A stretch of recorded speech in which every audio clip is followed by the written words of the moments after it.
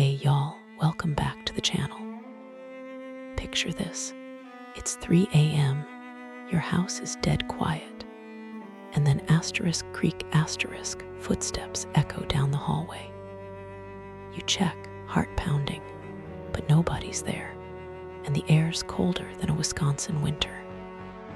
That's just a taste of what went down on Maple Street, a real-life ghost story that turned a sleepy American suburb into a nightmare you can't unsee. Buckle up, folks. This one's gonna make you double-check your locks tonight. Let me take you to Elmwood, Ohio, summer of 2018. It's one of those small towns straight out of a Springsteen song. Think cornfields stretching to the horizon, Friday night football games under stadium lights, and diner waitresses who call you hun while pouring your coffee. Elmwood's got maybe 5,000 folks, the kind of place where kids ride bikes without helmets, neighbors swap stories over picket fences, and the 4th of July block party is the talk of the year. Hot dogs sizzling, flags waving, and that one guy who always brings watery coleslaw nobody eats. Maple Street is the heart of it all.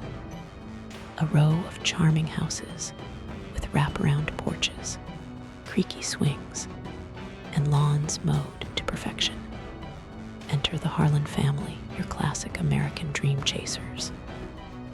There's Tom, mid-40s, the dad who coaches Little League and spends weekends under the hood of his '67 Mustang, grease on his hands, classic rock blaring. Think Lynyrd Skynyrd's Sweet Home Alabama on repeat. His wife, Sarah, is the glue of the family, PTA president, queen of apple pies with that perfect flaky crust, the kind you'd find at a county fair. Their kids, Jake, 12, obsessed with Fortnite and dreaming of throwing a no-hitter for the varsity team, and Emily, 8, with pigtails and a stuffed animal collection that could stock a Toys R Us. They're the family you see in a Chevy commercial, piling into an SUV for a road trip to Yellowstone, or saving up for that big Disney World vacation. They just moved into 142 Maple Street, a 2-story Victorian with a porch made for sipping lemonade and a backyard perfect for barbecues. It was a steal way below market, 'cause the previous owners split after some weird vibes. Tom laughed it off, shaking hands with the realtor. Old houses creak, right? Adds character, like living in a Norman Rockwell painting. Sarah was already planning Thanksgiving in the dining room: turkey, mashed potatoes, with gravy, green bean casserole, the whole 9 yards. Jake scoped out the yard for pitching practice, and Emily claimed the attic as her princess tower for tea parties with her dolls. But from the jump, something felt off. You know that vibe when you're driving a back road at night, fog rolling in, and you swear something's in your rear view? Yeah, that. First night, unpacking boxes labeled kitchen fragile with the smell of fresh paint and pepperoni pizza from Elmwood's best joint, Emily tugged Sarah's sleeve. "Mommy, who's the lady in the window?" Sarah looked no one. "Just streetlights reflecting off the glass." "Just your imagination, sweetie," she said, forcing a smile. "Moving, tiring. Let's get you to bed." Tom brushed it off too, cracking a Bud Light, flipping on the Browns-Steelers game, rivalry night, the whole town buzzing. But the weirdness piled up. Doors closed on their own, no draft from the window AC to explain it. Lights flickered during dinner, right as Sarah served her famous meatloaf, slathered in ketchup glaze, the kind that screams Sunday supper at Grandma's. Jake's baseball glove vanished, only to turn up in the basement, coated in dust that smelled like old newspapers and mothballs. One evening, Tom was in the garage, wrench in hand, Springsteen, Born to Run blasting, living that American DIY spirit. Then he heard it a whisper, faint like wind through the cornstalks. Get out. Tools clattered to the concrete. Sarah, you messing with me? No answer. He shook it off, radio static, right. But that seed of doubt took root, like when your check engine light blinks on halfway to nowhere. Sarah felt it too, especially in the kitchen. Chopping veggies for a salad, crisp lettuce from the farmer's market, tomatoes ripe as summer, she'd catch a shadow flitting across the linoleum. Nothing, she'd mutter, popping in earbuds for her true crime podcast. Ironic, huh? But it stirred memories of her own childhood in a town like this, swapping ghost stories over s'mores at bonfires, laughing by morning light. Nostalgia mixed with unease, like biting into a caramel apple and finding it sour. Hope flickered in normal moments. Family movie night with the Goonies, popcorn spilling. Everyone under a quilt Sarah's mom sewed. But sadness crept in during quiet times, a longing for the perfect life they'd imagined. Jake started waking up screaming about the sad lady who cries. Emily's school drawings showed a woman in a long dress, face blurred like an old Polaroid, standing in their yard. Tom and Sarah tried to keep it together, that Midwest grit kicking in, pull yourself up, don't whine. They hosted a barbecue, burgers on the grill, cold beers in a cooler, kids playing tag. Love this place, Tom boasted, flipping patties. But Mrs. Wilkins, the chain-smoking neighbor with curlers and stories, pulled Sarah aside. That house has history, dear. Widow Thompson lived there in the 50s, lost her husband in Korea, then her boy to polio. Folks say she never left. Sarah's stomach dropped, like missing a step on the stairs. Was it empathy? A shared sorrow for a woman who'd faced the worst in an era of finned Cadillacs and post-war dreams. That night, a storm rolled in thunder rumbling like a freight train over the plains. The family huddled in the living room, rain pelting windows, power flickering. Emily clutched her teddy bear, eyes wide. She's here, Mommy, the lady. A chill swept through, colder than a Chicago blizzard. Footsteps echoed upstairs, slow, deliberate, like heels on hardwood. Tom's face paled, Sarah's heart raced. Jake whispered, Dad, what do we do? Pause here. Y'all imagine that moment. Hope and fear crashing together, like standing at the Grand Canyon's edge, wind in your face, feeling small. The Harlans were about to dive into the unknown, and it'd change them forever. Stick with me, this ghost story's just heating up. Rain hammered the roof like a drumline at a high school halftime show. The Harlans grabbed flashlights, power out, candles casting shadows that danced like ghosts themselves. Tom, trying to be the rock, snatched his baseball bat signed by a Cleveland Indians legend and crept upstairs. Stay here, he told Sarah, voice steady, but hands shaking like aspen leaves. Sarah pulled the kids close, whispering prayers from her Baptist roots, the kind you lean on during tornado warnings. Upstairs, the air was thick, musty like an attic stuffed with forgotten memories. Tom's flashlight beam cut through the dark, heart pounding, like he'd sprinted a 5K. Nothing, just creaking floorboards and storm shadows. Then, slam asterisk, the attic door, Emily's room. He bolted up the narrow stairs, bursting in to find nothing.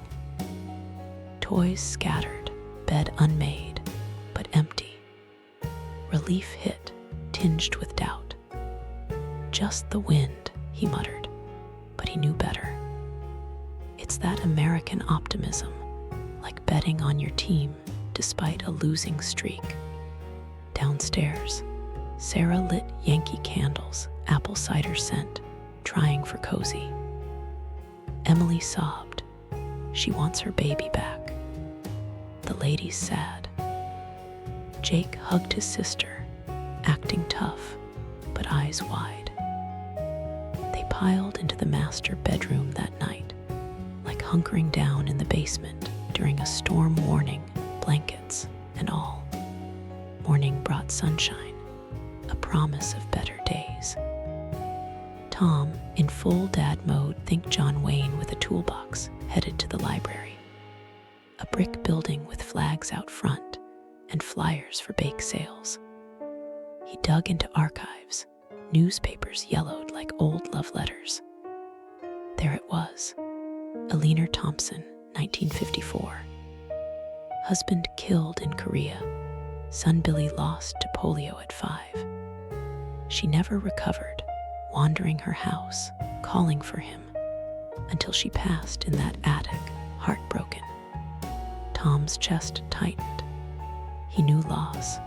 His dad died of cancer when he was Jake's age, leaving him to help his mom bale hay. Sarah called Miss Clara, the local psychic you'd find at county fairs, reading palms for a $5. Clara was legit, or so the diner crowd swore over coffee and cherry pie. She arrived, sage bundles smoking like a fall bonfire. "There's a presence," she said, voice low. "Not evil, but trapped in grief. She needs closure." Hope sparked, like fireworks on the 4th. Maybe they could free her. But the hauntings cranked up. Jake, tossing a football in the backyard, practicing spirals for Pee Wee League, heard giggling. Kids' laughter from the empty swing set. He froze, ball hitting the grass. Billy, the swing moved, chains creaking like a porch rocker. Jake bolted, screen door slamming, heart racing like a NASCAR lap. Sarah got it in the kitchen, baking chocolate chip cookies gooey, with walnuts, the kind that melt in your mouth. Flour dusted the counter, oven humming. A child's handprint appeared on the foggy window, small and perfect. She gasped, tears welling. It reminded her of Emily's finger paint prints on the fridge. "What do you want?" she whispered, voice cracking. The room chilled, and empathy hit, a mother's love, timeless, like stories of soldiers, widows keeping vigils. Tom's turn came in the basement, his man cave with a flat screen for Monday night football, and a fridge stocked with Coors Light. Sorting boxes, papers fluttered down Eleanor's letters, shaky handwriting. "My dearest Billy, Mommy misses you. Come back." Tom's throat tightened. He thought of his kids, how he'd move mountains for them. Over dinner, spaghetti, meatballs, garlic bread, they shared stories. "We can't run," Sarah said, squeezing Tom's hand. "We help her." Highs came in unity. Family hikes in the state park, leaves crunching, air crisp with pine. Lowe's hit with nightmares whispers in walls. Emily's doll found in the kitchen, eyes scratched out. Jake slept with a nightlight, admitting fear, bonding them tighter. "It's okay, bud," Tom said, ruffling his hair. "Even heroes get spooked." Fall arrived, pumpkin patches, hayrides, kids trick-or-treating under streetlights. The Harlans decorated with jack-o'-lanterns, chasing normalcy. But Halloween night, as kids rang the bell for Reese's and Snickers, the ghost appeared. A translucent woman in a floral dress, eyes hollow, in the mirror. Sarah dropped the candy bowl. A leaner, the air buzzed, like static before a storm. They dug deeper, contacting a college historian tweed jacket, Americana buff. He found Billy's grave, overgrown in the town's cemetery. Hope flickered, reunite mother and son in spirit. But fear lingered, like dusk shadows. November hit, crisp and golden, leaves carpeting the ground like a quilt. Thanksgiving loomed, but the Harlans focused on a leaner. They visited Billy's grave in the town's cemetery, rolling hills, veterans' flags fluttering. Tom carried flowers. Sarah held Emily's hand. Jake lugged a shovel. "Feels right," Sarah said, empathy thick. They cleared weeds, revealing William Thompson, beloved son, 1949-1954. Emily left a toy truck, whispering, "For you, Billy." A gentle breeze sighed, like relief. Nostalgia hit Tom, burying his dad, the weight of loss. At home, they set up a remembrance corner in the attic, a leaner and Billy's photos, candles, letters. Miss Clara led a seance around the kitchen table, post-pot roast dinner. "A leaner, we hear you," she said. The room chilled, flames danced. Emily spoke, voice not hers. "Where's my boy?" Sarah's heart broke, sadness for a leaner, mirroring her own maternal love. Highs were family moments, baking pies, laughing over spilled flour, reminiscing about past holidays. Lowe's struck hard, Jake's room trashed, trophies toppled, no violence, just ghostly frustration. "Why us?" he cried. Tom hugged him. "Because we can help, son. That's what we do." They found a leaner's diary in the walls during renovations. Entries raw. "War took my love, illness my light. I can't go on." Tears fell as they read by flashlight, empathy bridging time. A leaner had passed gently, her sorrow safe for YouTube. The climax came on a stormy night, lightning cracking like rogue fireworks. In the attic, Sarah held the diary. A leaner, Billy's waiting. A form appeared ethereal, weeping. "My baby," the house shook. Jake shouted, "Go to him. Be free." Hope surged as she faded, warmth returning. But echoes lingered. Emily saw Billy's spirit playing, giggling harmlessly. The family adapted, fear turning to acceptance. Morning broke calm, like after a twister passes. Tom brewed coffee. Sarah made blueberry pancakes. Kids ate without fear. Days grew peaceful. Jake aced baseball tryouts. Emily drew happy pictures. Thanksgiving was a hit. Turkey, stuffing, neighbors toasting new beginnings. Mrs. Wilkins grinned. You laid her to rest. Scars taught lessons. Hope won. Compassion bridges worlds. Sadness bred empathy for unseen struggles, like modern veterans' widows. Nostalgia strengthened bonds. Years later, the Harlans share the tale over campfires, inspiring others. Lesson: face fear with love. Ghosts are pain needing kindness. Hit like, subscribe, share your spooky stories. Stay safe, y'all.